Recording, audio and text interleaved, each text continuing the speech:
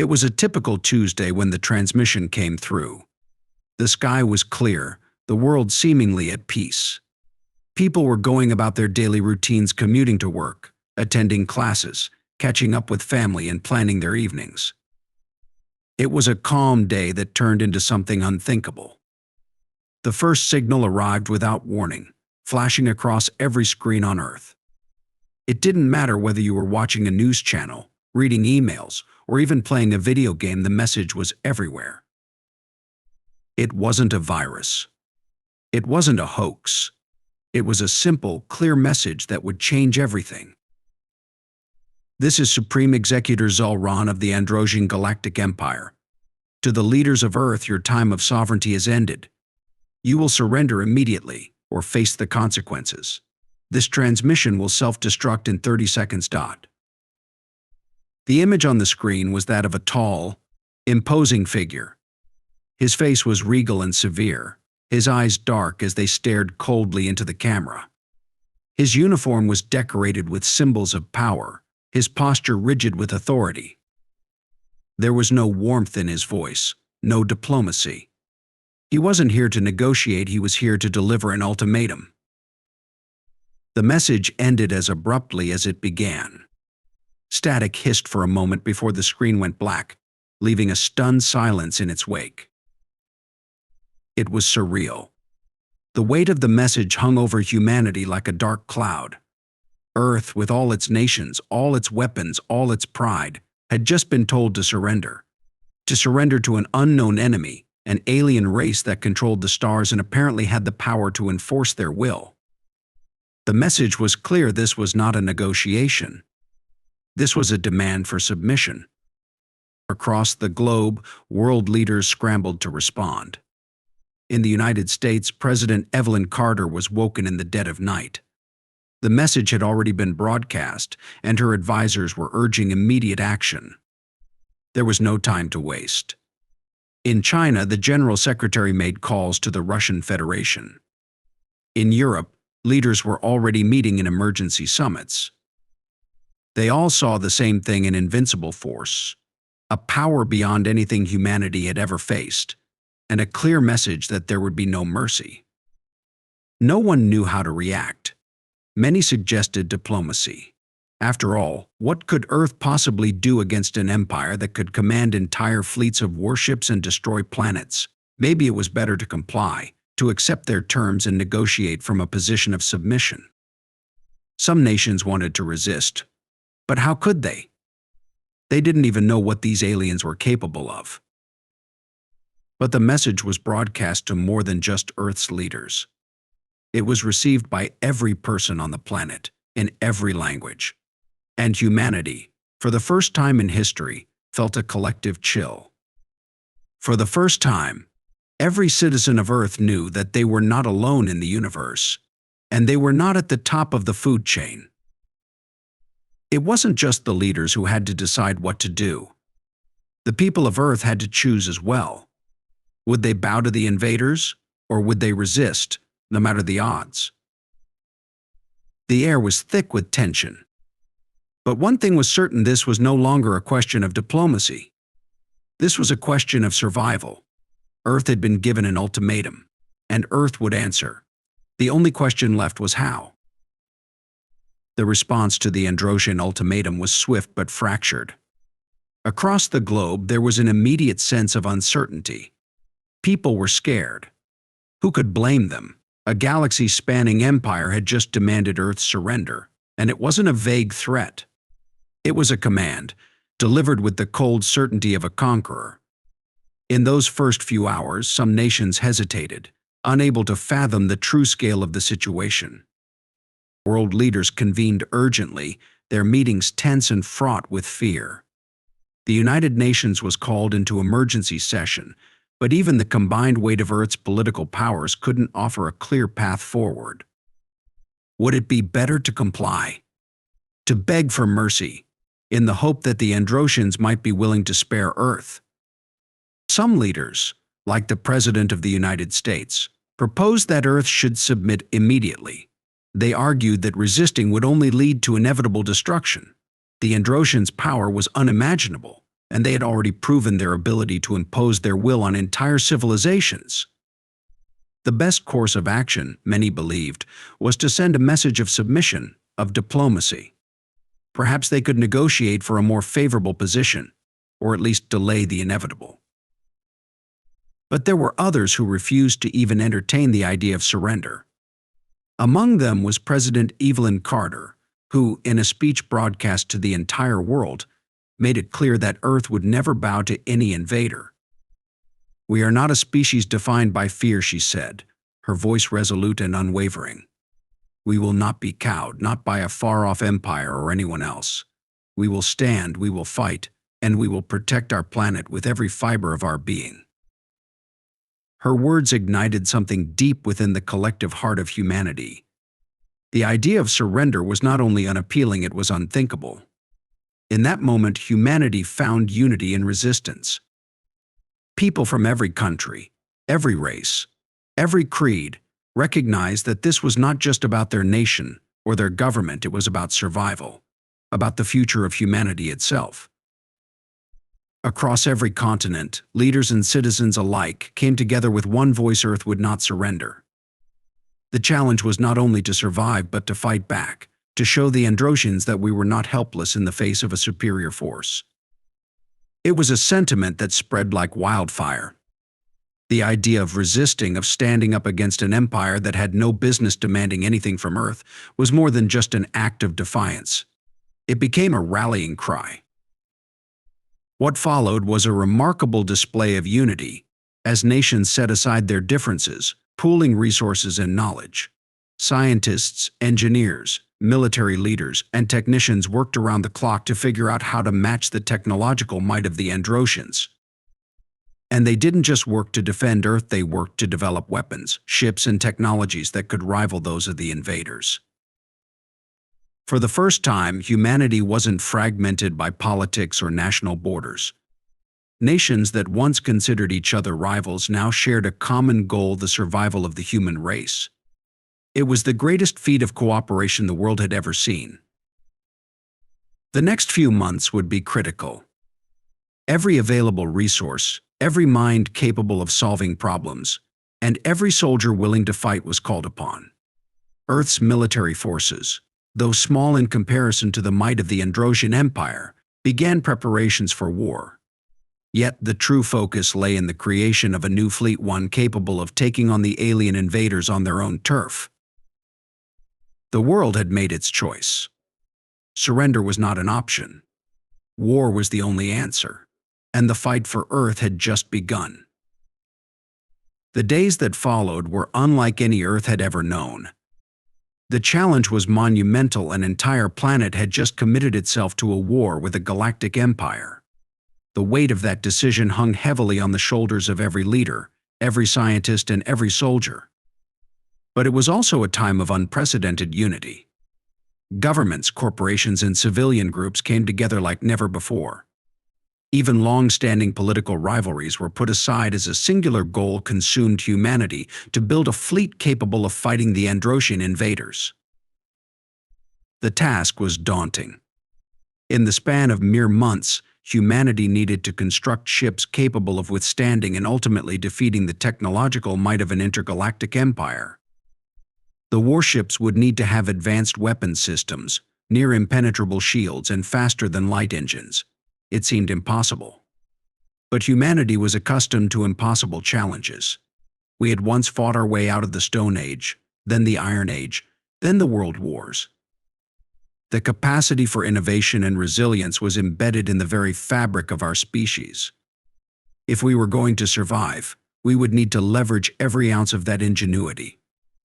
Nations rallied their best minds to the cause. Military leaders and engineers from every corner of the globe came together, sharing their knowledge, their technologies, their designs. The United States and Russia offered their cutting-edge military technologies, while European countries provided research into energy weapons and shield generators. China's state-of-the-art manufacturing plants shifted gears to mass-produce components that would be used for the ships. And scientists in every field from quantum mechanics to artificial intelligence joined forces to create systems capable of rivaling anything the Androsians could bring to bear. Nations rallied their best minds to the cause. Military leaders and engineers from every corner of the globe came together, sharing their knowledge, their technologies, their designs. The United States and Russia offered their cutting-edge military technologies, while European countries provided research into energy weapons and shield generators. China's state-of-the-art manufacturing plants shifted gears to mass-produce components that would be used for the ships. And scientists in every field from quantum mechanics to artificial intelligence joined forces to create systems capable of rivaling anything the Androsians could bring to bear. It wasn't just the elite who stepped forward. Every citizen, every engineer, every programmer, every technician worked tirelessly, knowing that the stakes were higher than they had ever been. Earth's entire economy shifted toward the war effort. The factories that once produced consumer goods now churned out parts for warships. Research facilities, previously dedicated to scientific discovery, were now focused solely on military innovation. At the forefront of this effort was the creation of the Sentinel-class warships. These massive vessels were unlike anything humanity had ever conceived. They were designed to serve as the backbone of Earth's defensive fleet. Each ship was a work of art, a combination of military might and human ingenuity. The Sentinels were equipped with advanced railguns capable of firing projectiles at near light speed, energy cannons that could penetrate even the strongest of shields, and armor made from materials so resilient they could survive direct hits from the Androsian weaponry. But it was the engines that made these ships truly formidable. Using a combination of reverse-engineered Androsian technology and human innovation, Earth scientists developed faster-than-light drives capable of propelling the warships across the galaxy in a matter of hours. As each Sentinel was constructed, it became a symbol of Earth's resilience. These ships were not just machines, they were emblems of defiance, born from the will to survive. Their construction was no small feat. Each ship required thousands of workers, hundreds of engineers, and months of grueling labor. But as they began to take shape, there was a sense of hope, an energy in the air that hadn't been felt in years. Meanwhile, the military began training the men and women who would become the crews of these vessels. Pilots, engineers, gunners, and commanders were all carefully selected, trained rigorously in both traditional combat techniques and the new, alien technologies they would soon be using. These soldiers weren't just fighting for their countries or their governments, they were fighting for humanity itself. In the final stages of construction, a sense of anticipation began to settle over the planet.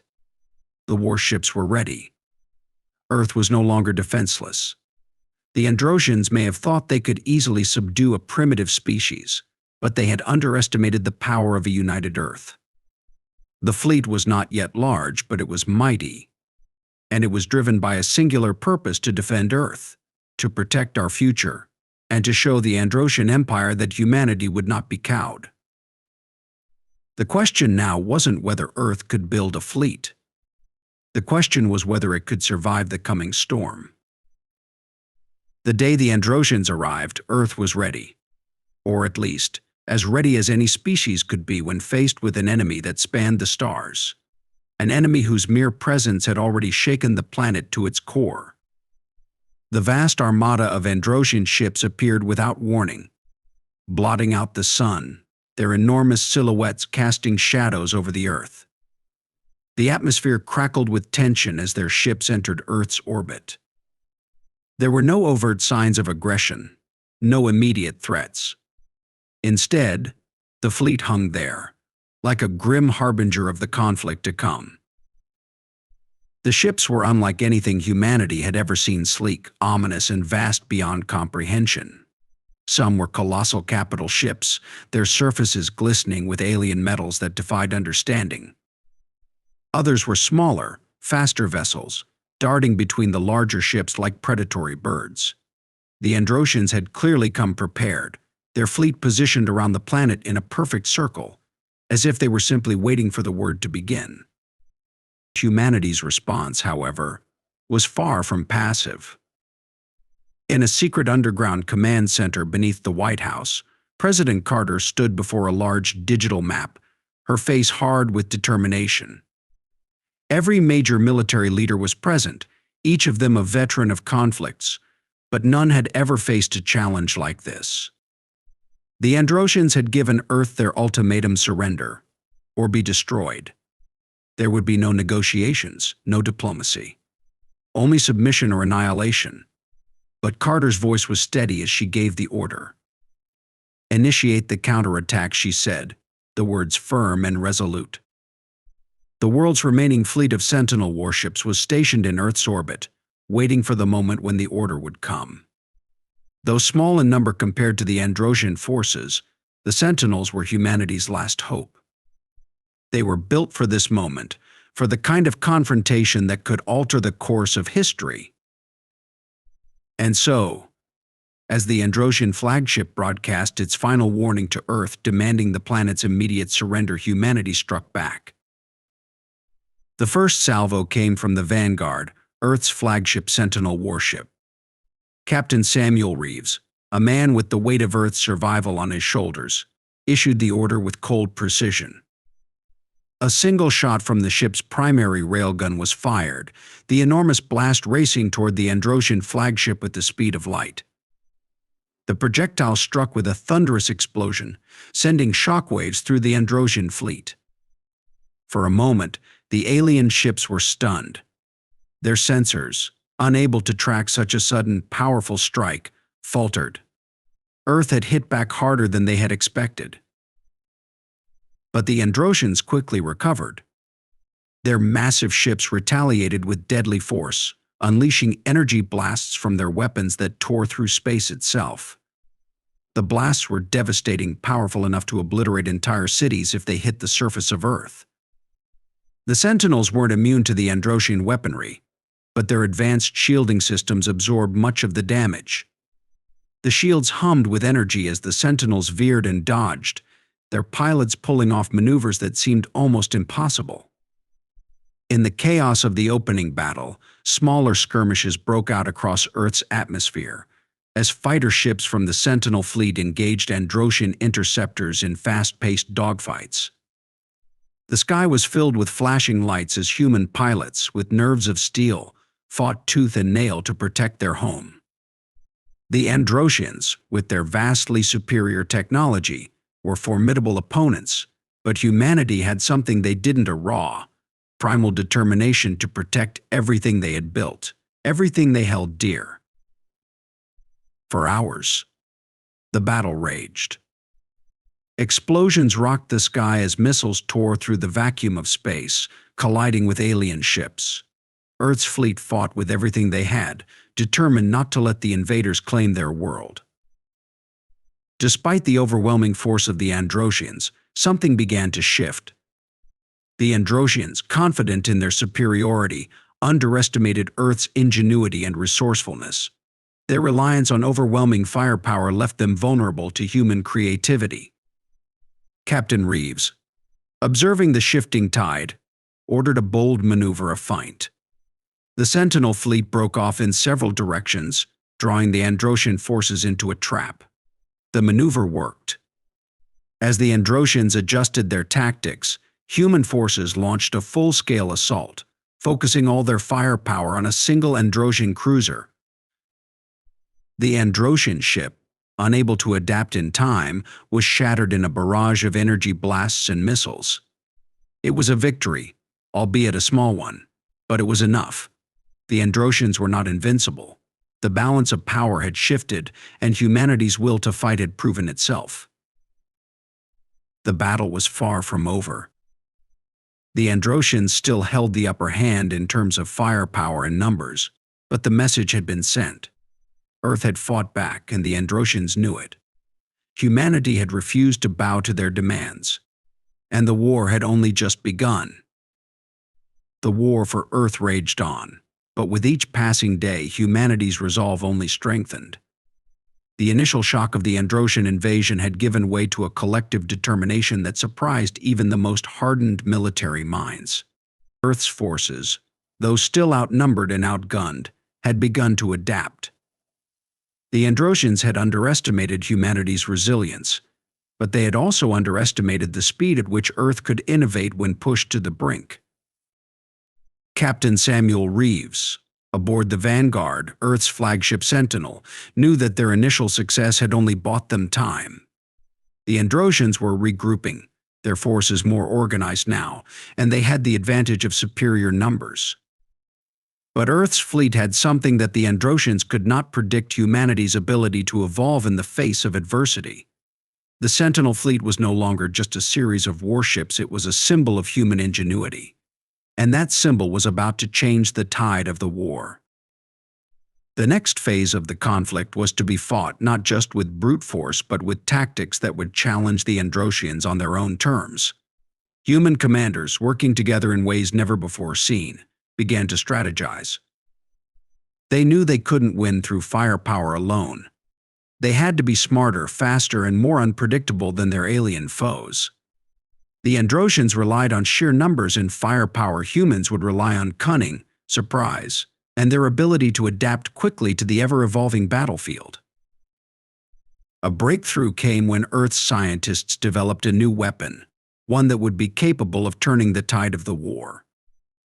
After months of research, a team of engineers had created a prototype energy weapon, one that combined human technology with the remnants of the Androsian ship they had managed to salvage.